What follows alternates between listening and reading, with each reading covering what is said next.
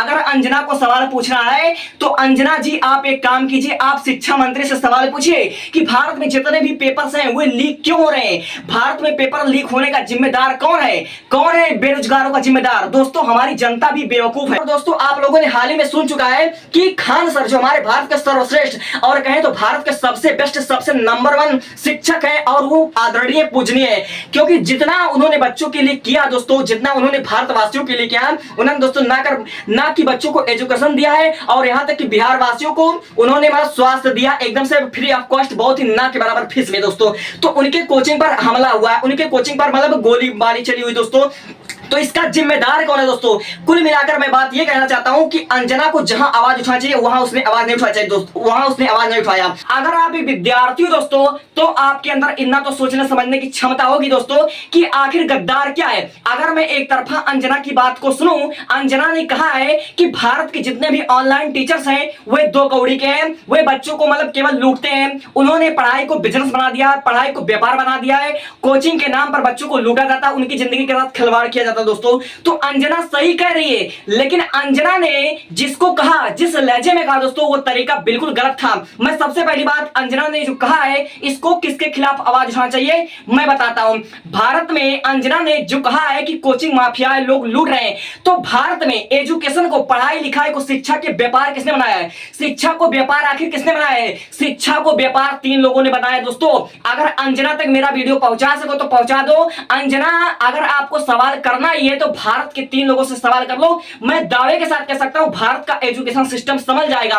सबसे पहली बात, अगर आप लोग कह रहे हो कि एजुकेशन सिस्टम व्यापार है, ठीक है, भारत के जितने भी ऑनलाइन कोचिंग सेंटर्स हैं दोस्तों, उन्होंने भारत को व्यापार बनाया है दोस्तों, ये बात सही करिए, लेकिन ऑनलाइन टीचर्स ने व्यापार नहीं बनाया है। जितने भी आपके कोचिंग सेंटर दोस्तों, आपके प्राइवेट स्कूल है, शिक्षा को व्यापार 3 लोगों ने मिलकर बनाया है। सबसे पहली बात, हमारे भारत के जितने भी प्राइवेट स्कूल हैं, जितने भी प्राइवेट स्कूल चलाने वाले टीचर्स हैं, जितने भी प्राइवेट स्कूल चलाने वाले प्रिंसिपल हैं दोस्तों, आप लोग बुरा मत माना, इन्होंने ही एजुकेशन को व्यापार बना दिया है दोस्तों, इन्होंने एजुकेशन को व्यापार बना दिया है। अगर आपका बच्चा प्राइवेट स्कूल में पढ़ रहा हो दोस्तों, अगर आपने कभी प्राइवेट स्कूल में पढ़ा होगा दोस्तों, तो आपको अच्छे तरीके से पता होगा कि प्राइवेट स्कूल का जो प्रिंसिपल होते हैं, प्राइवेट स्कूल के जो टीचर्स होते हैं दोस्तों, वे आपके ऊपर कितना सितम ढाते हैं दोस्तों। जितना पढ़ाई नहीं होता उससे ज्यादा सख्ती होता है। अगर आप लोग प्राइवेट स्कूल में पढ़ रहे हो तो प्राइवेट स्कूल में पढ़ने का जो नियम है, सबसे पहली बात, अगर आपको प्राइवेट स्कूल में पढ़ाई करना है तो प्राइवेट स्कूल में उसी किताब से पढ़ाई करना पड़ेगा जो स्कूल का प्रिंसिपल डिसाइड करेगा, जो हमारा शिक्षक कहेगा, जो प्राइवेट स्कूल का टीचर कहेगा, उसी किताब से आपको पढ़ाई करना है दोस्तों।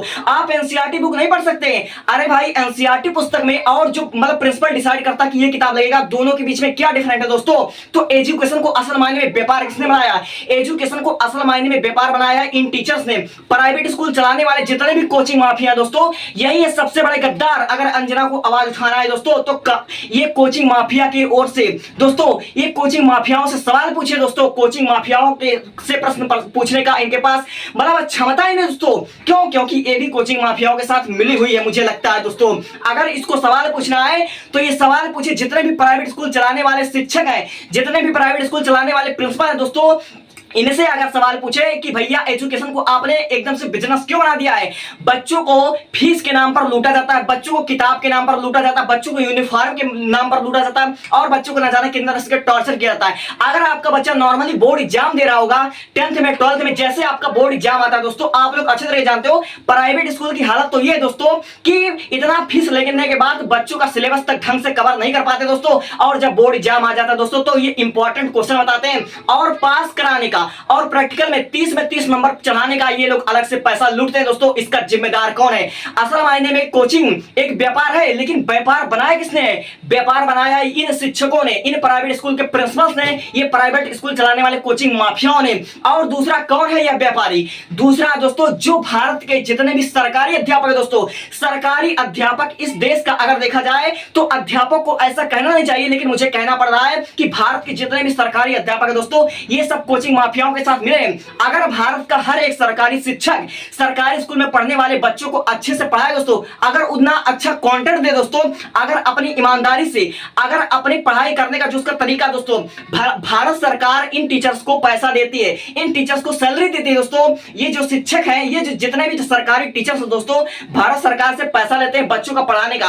अगर ये अपने काम को, अगर ये अपने पढ़ाई को, अपने कर्तव्य को पूरी ईमानदारी के साथ, पूरी निष्ठा के साथ अगर निभा लेंगे दोस्तों, और और हर एक सरकारी अध्यापक अगर बच्चों को अच्छा एजुकेशन देने लगे, अच्छा कंटेंट देना लगे, उनके मतलब डाउट को सॉल्व करने लगे दोस्तों, तो कोई भी सरकारी स्कूल में पढ़ने वाला बच्चा यूट्यूब पर ऑनलाइन पढ़ाई करने जाएगा ही नहीं। अगर जितने भी प्राइवेट स्कूल के टीचर्स हैं, प्राइवेट स्कूल का जितना भी प्रिंसिपल है, टीचर्स हैं, जितना वो सख्ती करते ना, अगर उतना बच्चों को पढ़ाने पर ध्यान दे दोस्तों, तब ये कोई अगर बोर्ड एग्जाम आ जाए, कोई कंपटीटिव एग्जाम आ जाए ना दोस्तों, तो उन टीचर्स को छोड़ करके वहां यूट्यूब पर पढ़ाई करने जाएगा ही नहीं बच्चे।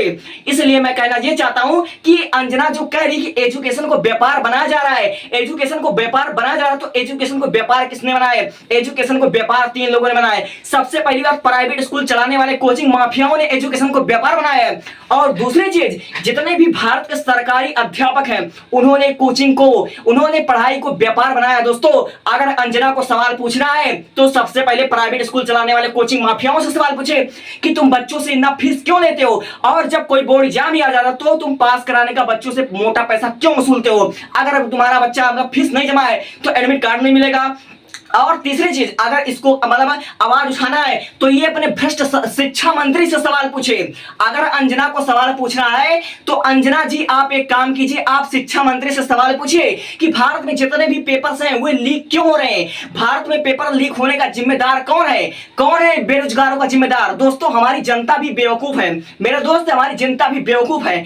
जब भी कभी इलेक्शंस आते हैं दोस्तों, तो वह पैसा लेकर वोट देती है दोस्तों। उसको सिर्फ तीन चीज दिखाई देता, सिर्फ तीन चीज दिखाई देता, उसी के पीछे वहां पागल होकर वोट देती है दोस्तों। इसलिए मैं कहना ये चाहता हूं दोस्तों कि भाई देखो, तुम अगर सरकारी एग्जाम की तैयारी कर रहे हो दोस्तों, तो सरकारी एग्जाम की तैयारी करो, लेकिन एग्जाम की तैयारी कैसे करो दोस्तों? एग्जाम की तैयारी आप ऐसे कीजिए कि ये मेरे जिंदगी का पहला और आखिरी मौका है। अगर इस बार मैं सिलेक्शन नहीं ले पाया दोस्तों, तो शायद मुझे जिंदगी कभी मौका नहीं देगी दोस्तों। और इस साल जितने पेपर लीक हुए हैं, मुझे लगता है अब पेपर लीक नहीं होगा, क्योंकि हमारे देश के जिस शिक्षा मंत्री है, जो हमारे जितने भी मिनिस्टर्स हैं, जितने भी हमारा देश का सरकार ही क्यों ना हो दोस्तों, उनका आप समझ लीजिए कुर्सी डगमगा रहा है दोस्तों, उनका कुर्सी डगमगा रहा है। इसलिए मुझे लगता है कि 2027-28 में कुछ नियम सुधर जाएगा। इसलिए आप विद्यार्थियों को यह कहना चाहूंगा कि अगर आप लोग किसी भी एग्जाम की तैयारी कर रहे हो, सरकारी एग्जाम की तैयारी कर रहे हो दोस्तों, तो उसको ऐसा समझकर करो कि ये मेरा पहली और आखिरी मौका है, इसके बाद ये जिंदगी मुझे मौका नहीं देगी दोस्तों। और रही कुल मिलाकर बात ये है कि दोस्तों, अगर आप लोग पढ़ने वाले विद्यार्थी हो तो पढ़ाई को नौकरी से क्यों जोड़ रहे हो? पढ़ाई लिखाई का मतलब होता है सरकारी नौकरी। अगर आपको सरकारी नौकरी नहीं मिलेगी तो आप बर्बाद हो, आप बेरोजगार हो, ऐसा आपको किसने कह दिया? दोस्तों आप भारत के स्वतंत्र नागरिक हो दोस्तों। और रही बात पैसा कमाने का, रही बात रोजगार का, रोजगार के कई अवसर हैं, पैसा कमाने का कई तरीका दोस्तों, बस तरीका आना चाहिए। पैसा कमाने के अनगिनत तरीके दोस्तों, पैसा कमाने का अनगिनत तरीके हैं।